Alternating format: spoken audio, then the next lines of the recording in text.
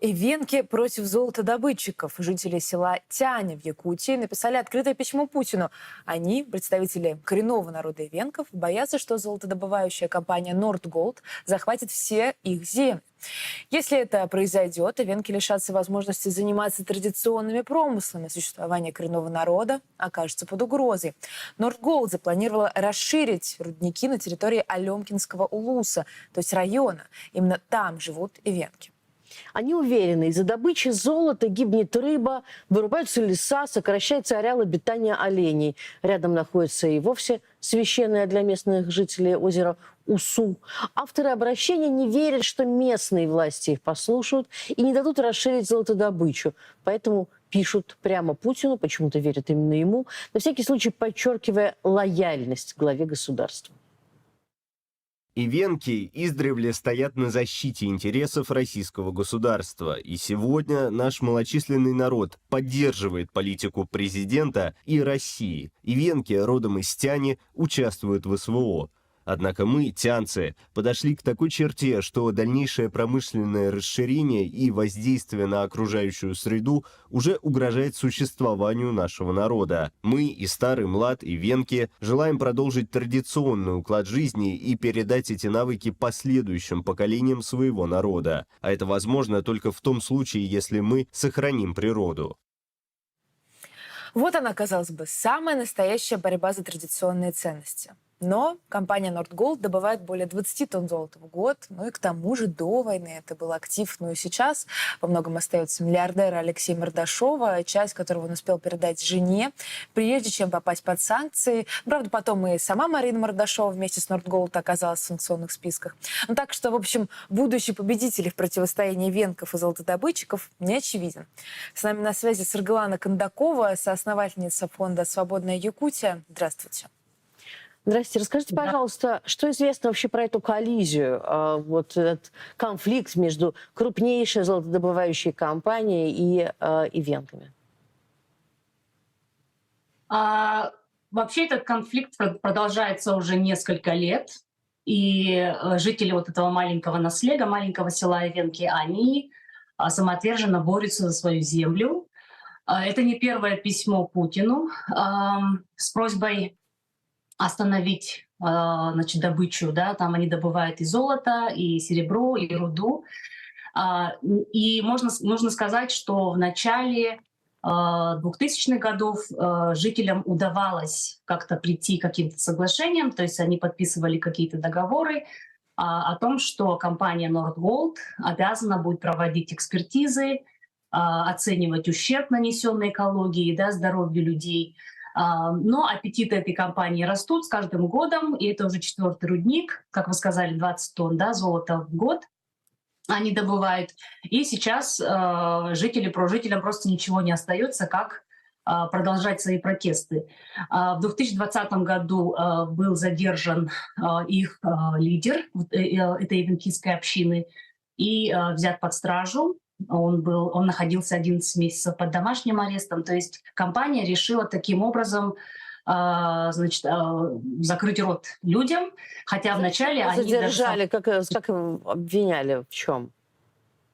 Его обвиняли, там было сфабрикованное дело, обвиняли в подкупе там каком-то, но Арсентий Николаев скоропостижно скончался спустя год. Да, но протесты не остановились, и люди продолжают протестовать, там проходят слушания перед открытием. Скажите, Саргалана, почему это считается таким вопросом жизни и смерти для них, да? Насколько это малочисленный народ, и почему вот как бы есть это противостояние золотодобыча или традиционные промыслы именно в этом месте?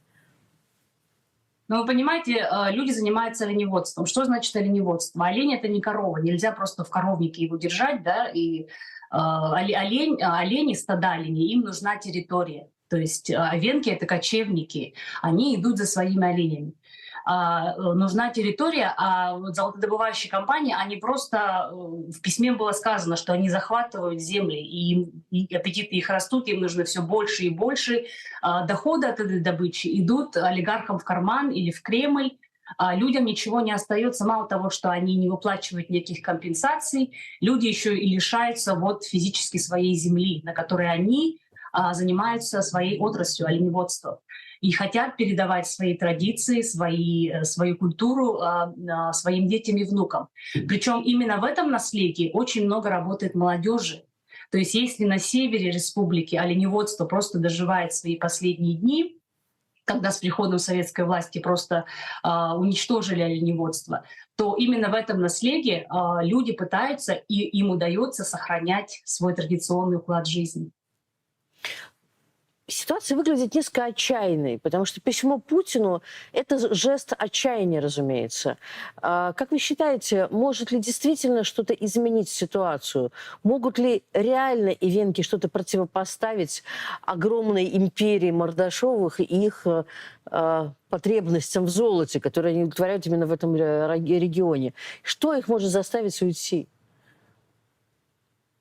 Но, к сожалению, я не думаю, что будут какие-то прям радикальные там меры приняты и так далее. Но в нашей стране, когда сейчас экология считается, борьба, да, за экологию региона считается чуть ли не экстремизмом, конечно, это единственный способ дать о себе знать. То есть поэтому мы не связывались с авторами этого письма, они никак не связаны с фондом, но наша задача придавать огласке такие ситуации для того, чтобы, ну, наверное, для народа это единственный способ показать свой протест. Республика Саха всегда считался протестным регионом, то есть люди протестовали и остановили строительство, допустим, химических заводов. Люди протестовали и с Роскосмосом, который сбрасывает значит, эти ступени ракет на территорию республики, удалось значит, подписать соглашение, что Роскосмос убирает за собой эти отходы. Это только в Якутии они убирают, между прочим, да? Хотя сбрасывают они и в Архангельской области, и в Коми, и так далее. И здесь также, потому что когда люди встают, протестуют, показывают свое недовольство, когда они знают о своих правах, и в этом письме они же указали о том, что есть федеральный закон, который призван сохранять, защищать исконные территории, да, коренных народов. Поэтому они опираются на этот закон. Ну, коль скоро мы та страна, где законы как будто бы, да, должны работать, и у нас есть Конституция, то, мне кажется, они правильно поступают, и об этом важно говорить для того, чтобы другие регионы, народы других регионов поступали так же. Это не значит, что нужно опускать руки против этих огромных предприятий, которые занимаются хищничеством, просто эксплуатацией, да, просто роют землю, добывают огромные деньги, обогащаются за счет чужих земель. Они должны все равно каким-то образом приходить к какому-то решению, что вот ведь лет 10-15 назад эти жители добились того, что компания Nordgold выплатила по 1 миллиону за вред, да, нанесенный экологии. Пусть это небольшие деньги, но для нас эти смелые люди вот в этом наследии, они, конечно, были для нас примером, что несмотря на то, что все-таки 10-15 лет назад была немножко другая ситуация, как будто бы и вот теперь ивенкам, обращаясь к Путину, приходится говорить: обратите на нас внимание, мы не какие-то там оппозиционеры, мы ни в коем случае не выступаем против власти, мы участвуем в так называемой СВО. Это интересный вопрос, действительно ли это так, что даже вот из ивенков не многочисленного народа, и из них забирают людей на войну, да, получается так. И без этого как бы ничего не добиться от власти, если, в общем, не расписаться в какой-то лояльности.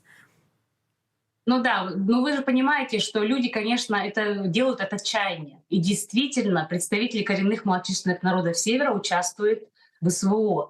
И очень большое количество этих людей было призвано во время первой волны мобилизации.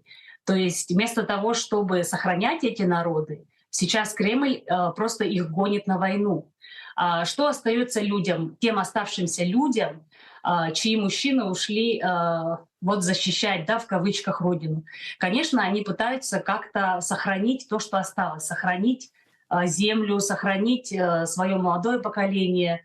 И я думаю, что это было сказано для того, чтобы не то чтобы лояльность Путина, да, вот то, что вот, посмотрите, они вот воюют там на СВО и так далее, а для того, чтобы показать, что они не хотят быть, как сказать, То есть они не оппозиция, но ведь мы понимаем, что борьба, экологическая борьба, это ведь тоже в скором времени превратится в экстремизм. То, что было в Башкортостане, люди протестовали против строительства, да, заводов. Да, я думаю, что просто это крик отчаяния, чтобы как-то обратили внимание на них. Но и мы, значит, активисты, да, из регионов, мы тоже также должны об этом говорить. Я еще раз говорю, эти люди не имеют отношения к нашему фонду. Мы оппозиция, да, мы выступаем против войны. Но наша задача все равно поддерживать своих людей. Потому что если мы не будем поддерживать, если мы, активисты, не будем поддерживать людей внутри республики, то в будущем, конечно, там просто останется выжженная земля на нашей территории, непригодная для жизни. Спасибо большое. Это была Саргалан Кадакова, соосновательница фонда «Свободная Якутия».